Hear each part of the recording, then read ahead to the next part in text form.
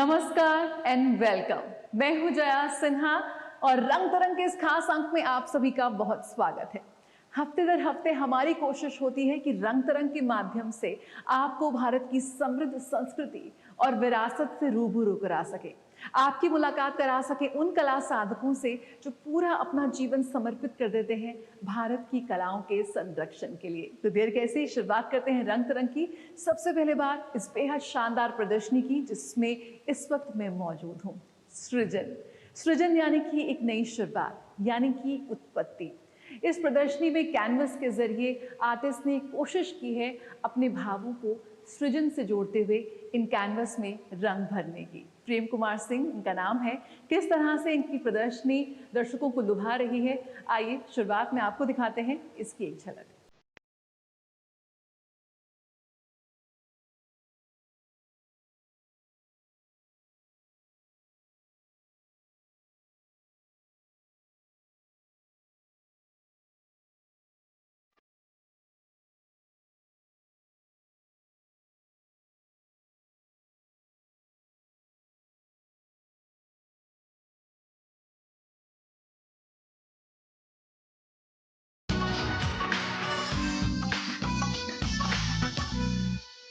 आइए सबसे पहले आपको लिए चलते हैं राजधानी दिल्ली के national gallery of modern art, जहां पर आयोजन किया गया है एक बेहद अनूठी प्रदर्शनी नभ स्पर्श। इस प्रदर्शनी में भारत में प्रिंट मेकिंग के इतिहास को, उसके विस्तार को, उसकी जटिल तकनीकों को दर्शाने का एक प्रयास किया गया है। और ख़ास बात यह है कि इस प्रदर्शनी में खास तौर पर सिर्फ महिला प्रिंट मेकर्स को प्रदर्शित किया गया है, यानी कि किस तरह से प्रिंट मेकिंग के इतिहास में हमारे महिला कलाकारों का योगदान रहा, ये प्रदर्शनी उसे बहुत ही बखूबी दर्शाती है।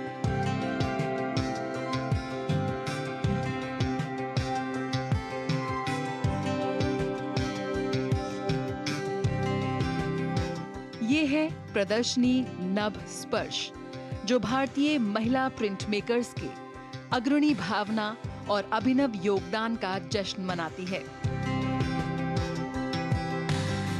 राष्ट्रीय आधुनिक कला संग्रहालय में प्रदर्शनी नभ स्पर्श का उद्घाटन किया संस्कृति मंत्री गजेंद्र सिंह शेखावत ने।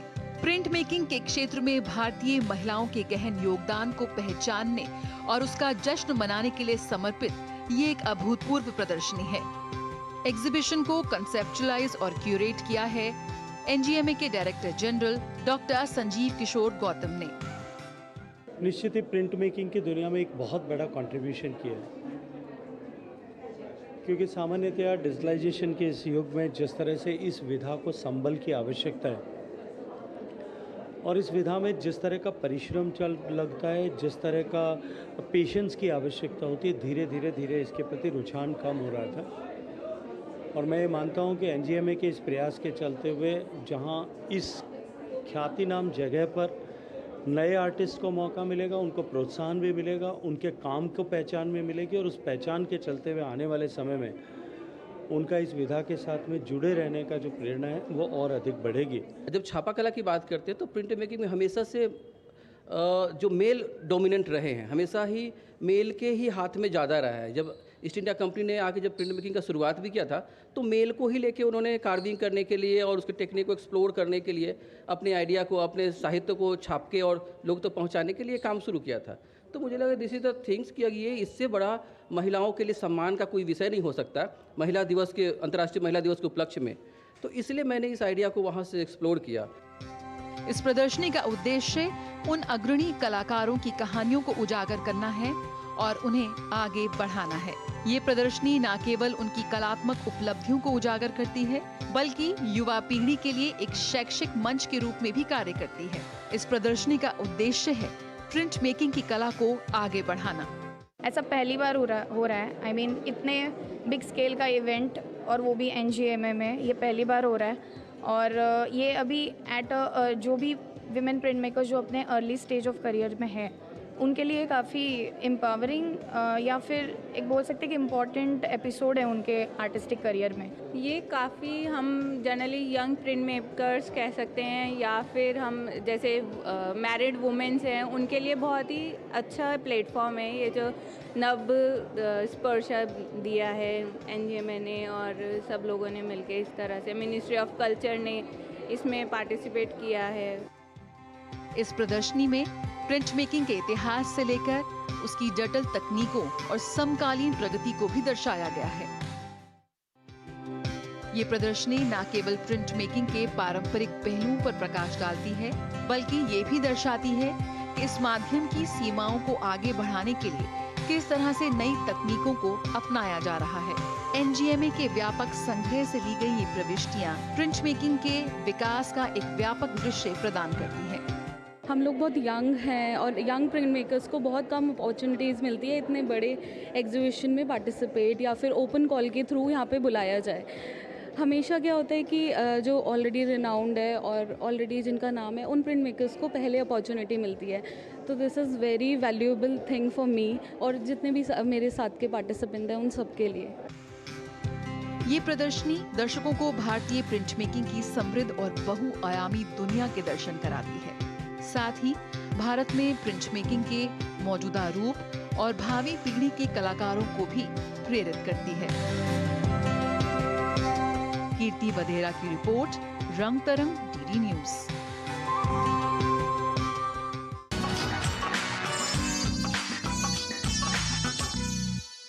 हर भाषा समय के साथ विकसित होती है, नए शब्दों को आत्मसात करती है। हिंदी भाषा के इसी विस्तार और विकास का जश्न मनाते एक कार्यक्रम भाखा का आयोजन हुआ राजधानी दिल्ली में, और इस कार्यक्रम की हाईलाइट रही प्रसिद्ध लोक गायक मूललाला मारवाड़ा की प्रस्तुति।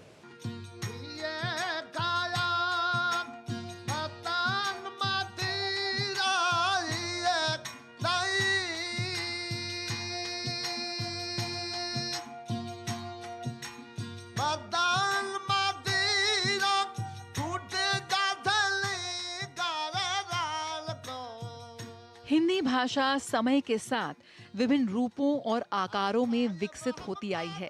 हाल ही में राजधानी दिल्ली में इसी बात का उत्सव मनाया गया, एक बेहद खास श्रृंखला भाखा के साथ।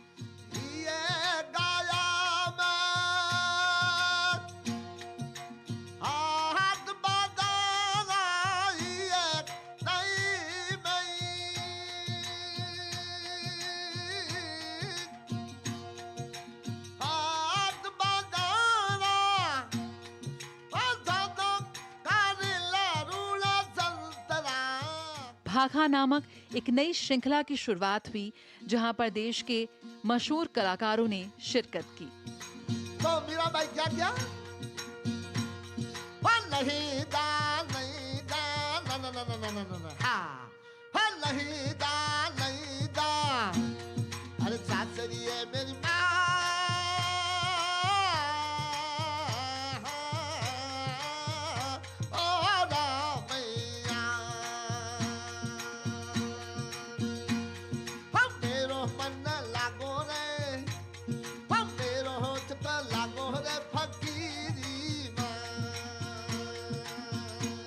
भाखा ये शब्द कबीरदास की रचनाओं से लिया गया है, और इस कार्यक्रम में कच्छ गुजरात के प्रसिद्ध लोक गायक मूललाला मारवाड़ा ने अपनी प्रस्तुति दी।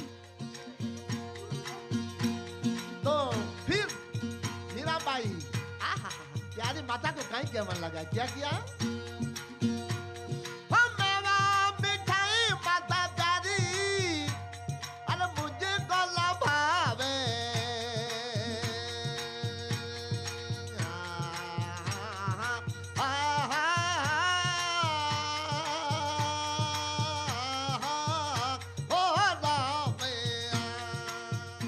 इंडिया इंटरनेशनल सेंटर में आयोजित इस कार्यक्रम में दर्शकों का उत्साह देखने ही लायक था। इस संकलन में न केवल कबीरदास, रैदास, मीरा और शाह अब्दुल लतीफ के लिखे गीत शामिल रहे, बल्कि मूललाला मारवाड़ा ने कच्छी लोकगीत भी गाए। झूले के मत जाओ एक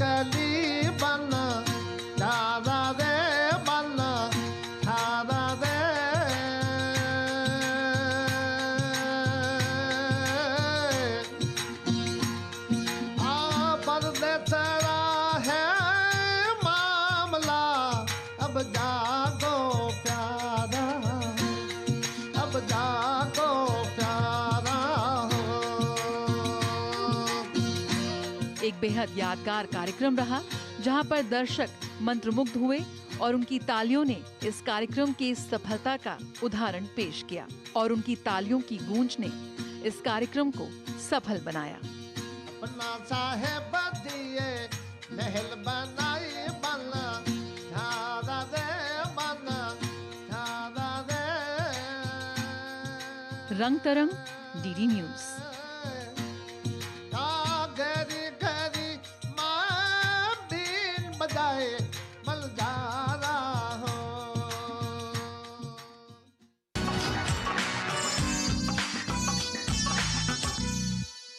आइए अब आपको ले चलते हैं रंगमंच की दुनिया में।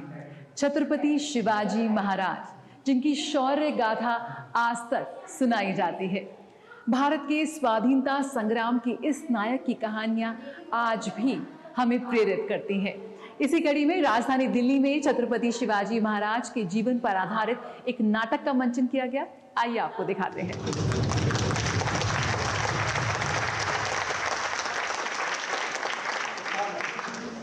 एक बार अफजल खान सयादरी के घने जंगलों तक आए, फिर हम पूरी ताकत से इस पर हमला करेंगे। अफजल खान पहली हजार की सेना लेकर आ रहा है और अगर हमारी पूरी ताकत गिरा दी जाए तो भी उसकी सेना से 5 गुना बड़ी है। तो आप कहना क्या चाहते हैं? और साहब अगर हमने संधि पत्र भेजे तो क्या हम और वो ऐसा राक्षस संधि पत्र से भी संतुष्ट नहीं होगा। यह मौजूद सत्ता को संधि पत्र भेजना ही क्यों?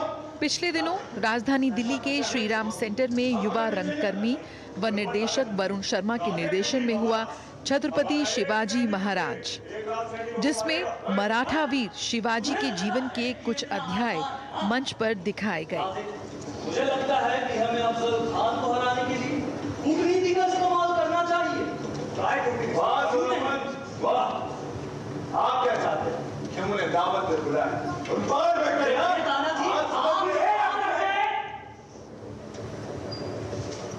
अभी फिलहाल हमें शांत रहना चाहिए। शांत रहना ही मुझे भी यही लगता है और दोनों मंत्र सही कह रहे हैं। हमें शांत रहना चाहिए। मैं आपको वचन देता हूं, हम अफजल खान को उसके पापों का दंड अवश्य देंगे।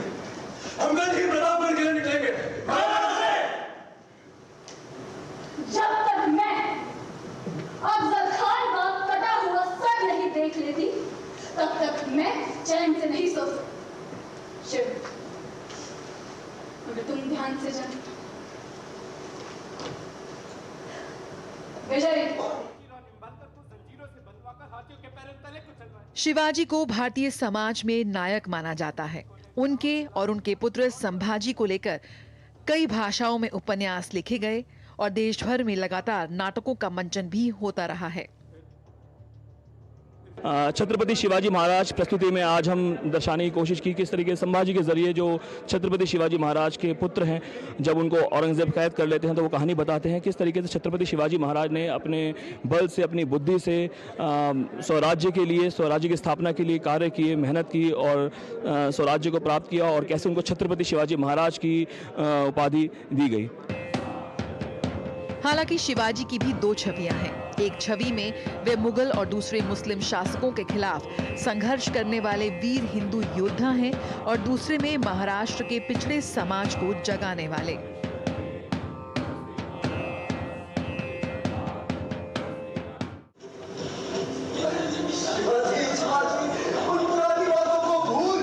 छत्रपति शिवाजी महाराज नाटक का मकसद शिवाजी की उस शौर्य गाथा को दिखाना था जिसका संबंध शाइस्ता खान, औरंगजेब आदि से उनके युद्ध से जुड़ा हो रहा है।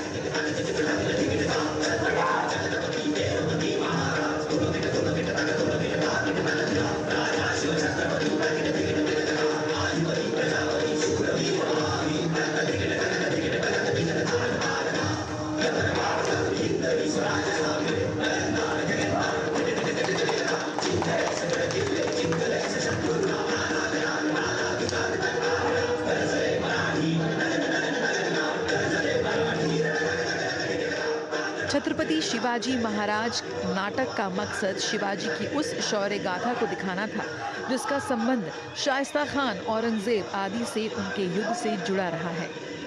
इतना मुश्किल होता है एक छोटी सी स्टेज पे उस ज़माने का फाइटिंग सीन दिखाना, एकदम रियलिटी के साथ वो इसमें दिखाया गया।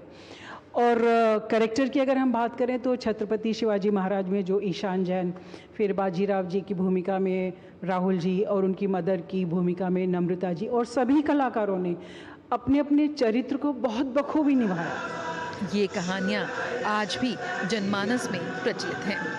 उन कहानियों और प्रसंगों को कवि भूषण की कविताओं के जरिए मंच पर प्रस्तुत किया गया। शिवाजी महाराज पर लिखी कविताओं के कारण ही वो सिर्फ मराठा वीर नहीं रहे, बल्कि हिंदी भाषी इलाके में भी उनकी कीर्ति फैली, जो आज तक कायम है। नाटक के तकनीकी पक्ष काफी मजबूत रहे और कई अभिनेताओं ने अपने अभिनय से दर्शकों के दिलों में छाप छोड़ी। छत्रपति शिवाजी महाराज भारत के एक महान राजा एवं रणनीतिकार थे, जिन्होंने पश्चिम भारत में मराठा साम्राज्य की नींव रखी। इसके लिए उन्होंने मुगल साम्राज्य के शासक औरंगजेब से संघर्ष किया।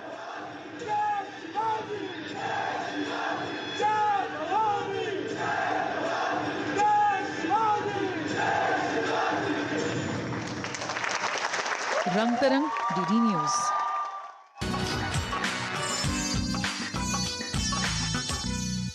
हर चित्र एक कहानी कहता है। इसी कड़ी में आइए आपको ले चलते हैं उड़िया कलाकार तुलामणि बिस्वाल की प्रदर्शनी प्रतिबिंब में, जिसके जरिए उन्होंने कैनवस पर अपनी जीवन यात्रा, अपने अनुभवों को उतारा है। तो वहीं आर्टिस्ट सोनम सिंह ने अपनी पेंटिंग्स के जरिए दिया है आध्यात्म का संदेश। क्या रंगों के जरिए, ध्यान के जरिए हम अपने शरीर के 7 चक्रों को जागृत कर सकते हैं? कैसे, आइए जानते हैं।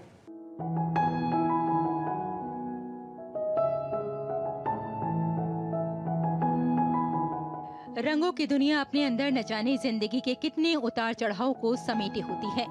शायद इसीलिए कहा जाता है कि हर रंग हमसे कुछ कहता है। हर रंग के पीछे एक कहानी छुपी होती है। एक ऐसी ही चित्र प्रदर्शनी का आयोजन किया गया दिल्ली के हैबिटेट सेंटर में, जहां रंगों की आकर्षक दुनिया बसाई थी चित्रकार तुलामणि बिस्वाल ने।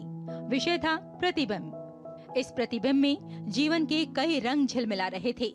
वाकई जब कोई चित्रकार अपनी कूची रंगों में डुबोता है तो जीवन के कई रंग कैनवस पर बिखर जाते हैं, और यही रंग कला प्रेमियों को अपने लगते हैं, क्योंकि इन रंगों की सुंदरता और आकर्षण उन्हें अपनी ओर खींचते हैं।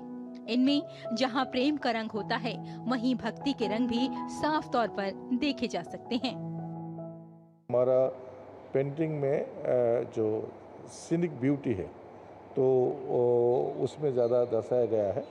प्लस एक नवगुंजर पेंटिंग है, आप देख सकते हैं, वो सारड़ा महाभारत से आया हुआ है। Only it is the story जो वर्णन किया गया है उड़िया महाभारत में ही किया गया है, सारड़ा दास महाभारत में, जो भगवान श्री कृष्ण ने अर्जुन को वो नवगुंजर रूप में दर्शन दिए थे। चित्रकला जिसे साधना कहा जाता है और चित्रकार को उसका साधक, और इसीलिए कला प्रेमी इन रंग बिरंगे रंगों को देखकर शांति का एहसास करते हैं। रेशमा की रिपोर्ट, रंग तरंग के लिए डीडी न्यूज़।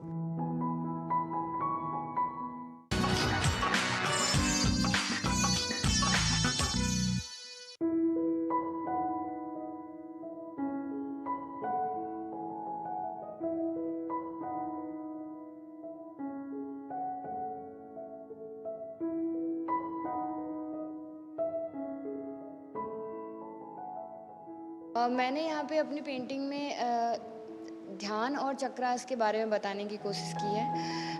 कोविड के बाद जब कोविड टाइम मिला उस टाइम तो मैंने ध्यान करना स्टार्ट किया। ध्यान करना जब स्टार्ट किया तो मुझे कुछ वाइब्रेशंस फील हुए, एनर्जी फील हुई मेरे सर के ऊपर और कभी मेरे थ्रोट के पास, कभी मेरे थर्ड आई के पास। तो मुझे लगा ये क्या है, क्योंकि मुझे इसके बारे में कोई नॉलेज नहीं थी। मैंने BFA किया है, MFA किया है, तो मुझे आर्ट टेक्निक्स पता थी और मैं काम करती थी, तो मुझे लगा कि इसके बारे में नॉलेज होनी चाहिए मुझे। जब मैंने इसके बारे में थोड़ा पढ़ा तो मुझे पता चला कि हमारी जो यौगिक संस्कृति के अंदर इनके बारे में बहुत डिटेलिंग लिखा हुआ है कि हमारी बॉडी में 7 चक्रास होते हैं जो 7 पॉइंट्स पे होते हैं। इसीलिए मैंने ह्यूमन ब्रेन और ह्यूमन पार्ट्स बनाए हैं, क्योंकि उन पॉइंट्स पे हमारे जो चक्रास होते हैं, जो एनर्जी होती है, वो जागृत हम कर सकते हैं थ्रू द मेडिटेशन। अगर हम अपने ध्यान को केंद्रित करें अपने सर के पास और एकदम अपने अंदर चले जाएं, तो आपको खुद कुछ दिनों में एक एनर्जी कुछ घूमता हुआ नज़र आएगा अपने सर के पास। फिर जब मैंने इसको करना लगातार करना स्टार्ट किया, तो फिर मुझे लगा कि मेरी कुछ एनर्जी जो है वो यूनिवर्स की तरफ जा रही है और कुछ एनर्जी उधर से मुझे रिसीव हो रही है, जो वाइब्रेशन के थ्रू मुझे फील होती थी पूरे बॉडी में। और इस तरीके से फिर मुझे लगा कि इसके बारे में और जानना चाहिए। फिर मैं कभी पार्क में जाती थी तो पेड़ों को पकड़ के थोड़ा ध्यान करती थी, तो मुझे लगता था कि जो एनर्जी मेरी बॉडी में पूरा ऊपर से लेके नीचे तक वाइब्रेट हो रही है, वही वहाँ भी हो रही है, उस ट्री के अंदर भी हो रही है। तो मैं कनेक्शन के बारे में सोचने लगी, इसीलिए मैंने इस शो का नाम transmission of universal live energy रखा है, क्योंकि उसके बाद मुझे कनेक्शन बहुत एक स्पार्क करने लगा कि मुझे मतलब इस ब्रह्मांड में हर एक पार्ट, हर एक कण में वो एनर्जी फील होने लगी। जब मैं ध्यान केंद्र करती हूँ तो मुझे लगता है कि हम दोनों की एनर्जी एक दूसरे से कनेक्ट हो रही है और हम सेम एनर्जी वाइब्रेट कर रहे हैं, क्योंकि हम सब एक ऊर्जा हैं। और हम चाहे अभी इस समय में जो वर्तमान स्थिति है, इस समय में हम जिस ऊर्जा में हैं, हो सकता है हम किसी और ऊर्जा में कन्वर्ट हो जाएं अगले कुछ समय बाद, या हो सकता है हम इससे पहले किसी और एनर्जी ऊर्जा में रहे होंगे। बट अगर हम एक दूसरे से कनेक्ट करें तो जैसे लगता है कि ये पूरा ब्रह्मांड सिर्फ एक ही बॉडी है और हम सब एक दूसरे से कनेक्टेड हैं। हम आज जो हैं और कल जो हैं, ये हमारी ऊर्जा की वजह से है। हम सब कभी कभी थोड़े से डिस्टर्ब होते हैं, लेकिन अगर हम अपनी अंदर की दुनिया को अगर ठीक कर लें तो बाहर की दुनिया अपने आप बहुत खूबसूरत हो जाएगी।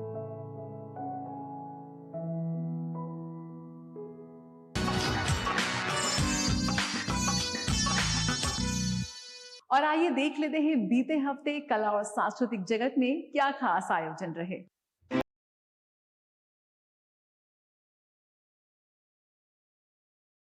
बीते साल उत्तराखंड के सिलकियारा में हुए टनल हादसे ने पूरे विश्व का ध्यान खींचा।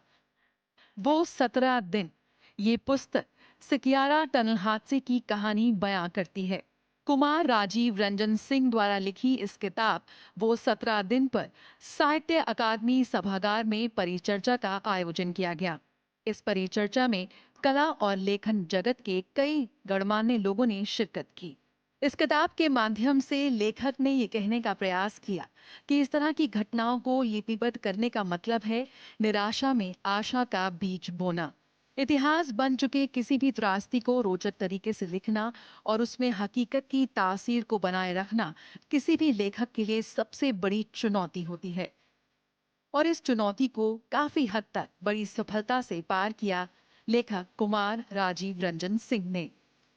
रंग तरंग, डीडी न्यूज। इसी के साथ रंग तरंग का आज पे ये सफर यही खत्म करते हैं। मुलाकात होगी आपसे अगले हफ्ते इसी दिन इसी वक्त पर। तब तक उम्मीद करते हैं कि कला के किसी न किसी रूप से आप खुद को जरूर जोड़े रखें। मुझे और मेरी टीम को दीजिए इजाजत। नमस्कार।